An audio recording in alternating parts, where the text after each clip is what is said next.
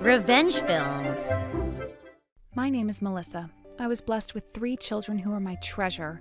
I'm a full-time housewife, and every day I have my hands full with raising my 3 beautiful kids. I didn't have any complaints with my husband, Michael, and our children were also the cutest.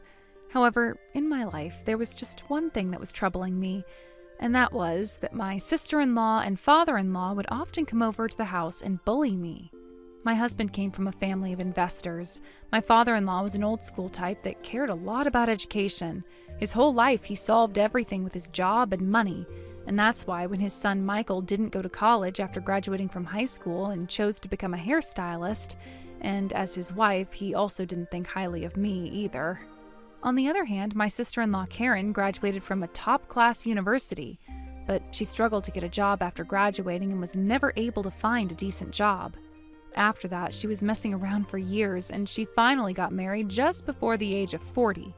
But perhaps because of her spoiled personality, her husband must have become fed up with her, because they recently got divorced.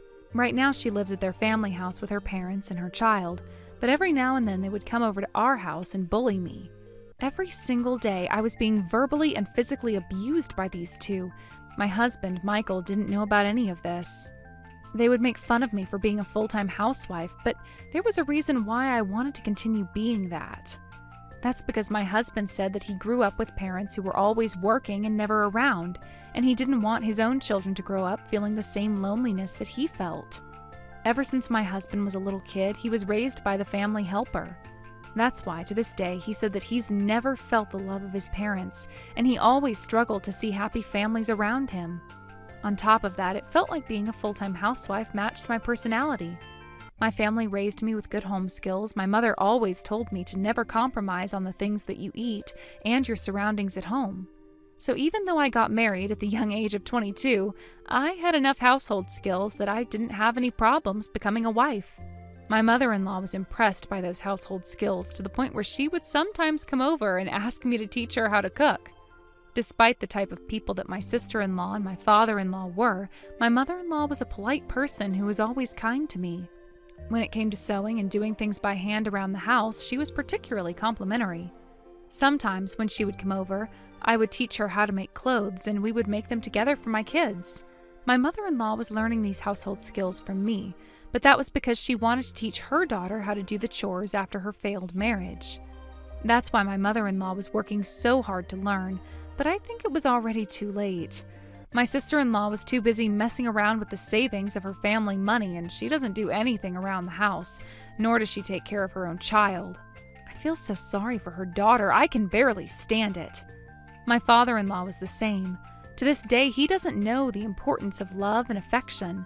I remember one time when my sister-in-law's daughter said that she wanted to have meatloaf, he went to the department store and bought an expensive meatloaf for her. But to be honest, I don't think that that's what a little girl like her wanted.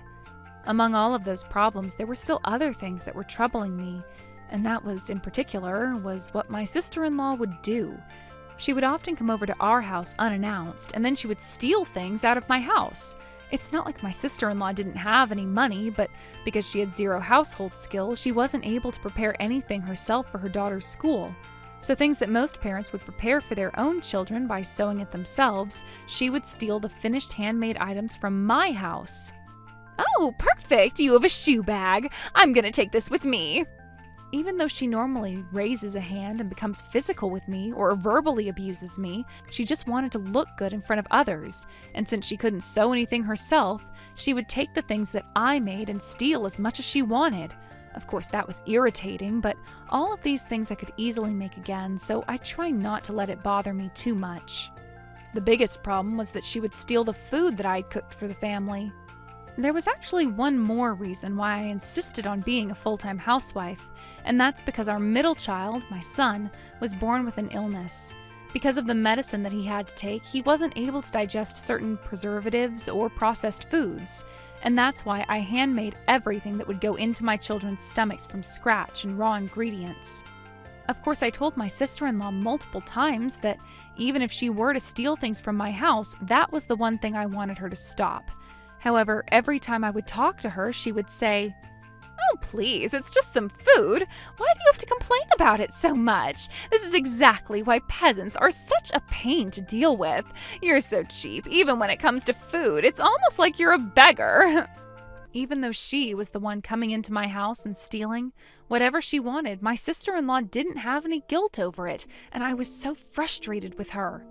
My daily life with my husband and my children was full of happiness, but the presence of my father-in-law and my sister-in-law was such a struggle that I could barely tolerate it.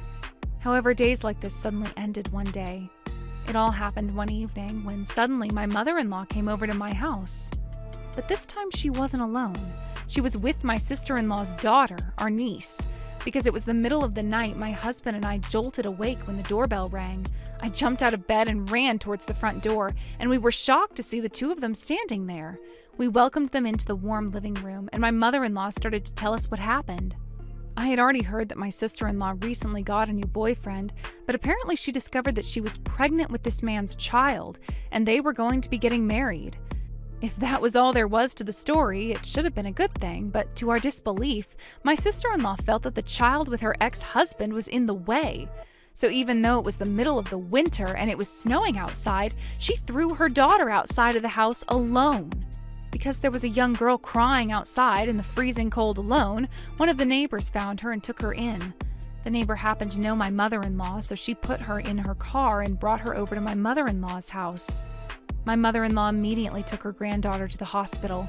Because she was thrown outside in the freezing cold without a jacket, she was on the verge of hypothermia.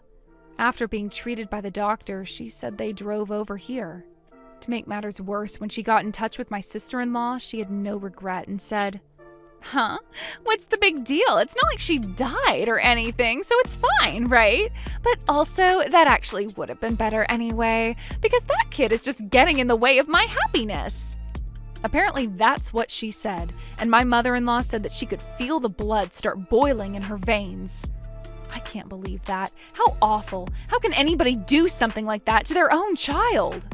Up until that moment, I had tolerated my sister-in-law taking whatever she wanted from my house, even the food. And that was because if it meant that my niece would be able to smile by having those things, then it would be fine. And yet I couldn't believe that she would do something like this to her very own daughter. On top of that, apparently my father-in-law didn't care about what happened to his niece because she was a girl. And he told his daughter that she could just throw her out, and all they had to do was put her into the child care center. I feel so sorry for her, so please forgive me for driving over here without calling you first, but is there any way that just for now, you would be able to take her in and care for her as part of your family? Of course we will. That's a given. Oh, please don't worry. We will look after her and take good care of our niece. I didn't think twice, and I said yes. Of course, my husband felt the exact same way as me. From there, my husband and I adored our niece as if she was our own daughter. I cooked food for the 4 kids, and I gave her as much affection and love as I possibly could. Because the kids were family and had played together as cousins, she got along with them quickly and seemed to enjoy every day with them.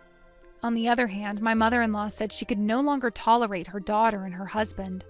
She said that she was going to take them to court, and she started making moves. I had thought all these years that my father-in-law was the investor in the family, but it turns out that he had married into my mother-in-law's family. The family house and all of the land was actually under my mother-in-law's name. That's why she served her husband with divorce papers, and she kicked both her daughter and her husband out of her house.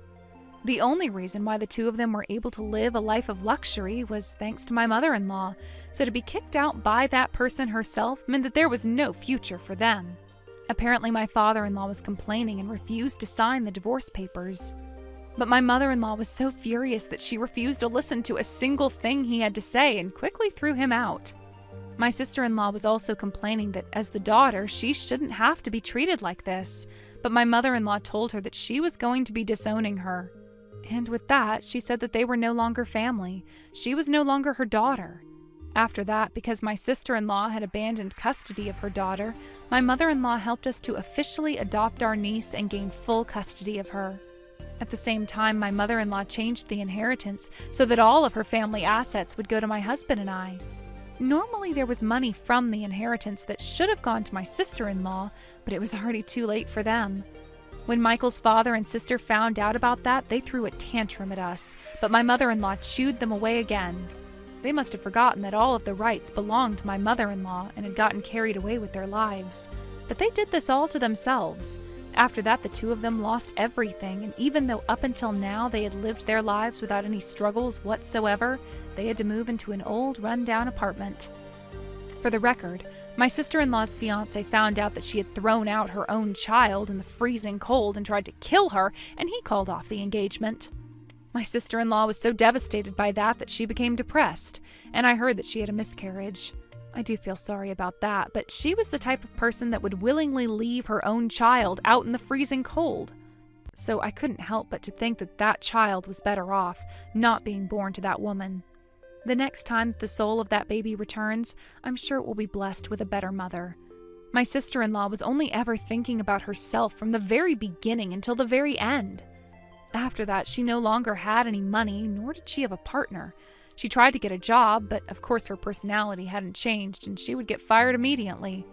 I heard that these days she and her father are practically living like homeless people. My father-in-law had also been living a good life up until now and didn't know how to be humble. And he wasn't able to find a job, so now he's just living deeply in poverty. Both of them can take that. After that, my mother-in-law moved in with us, and we all began living happily as a family of 7. Of course, along with our niece, who became our 4th daughter.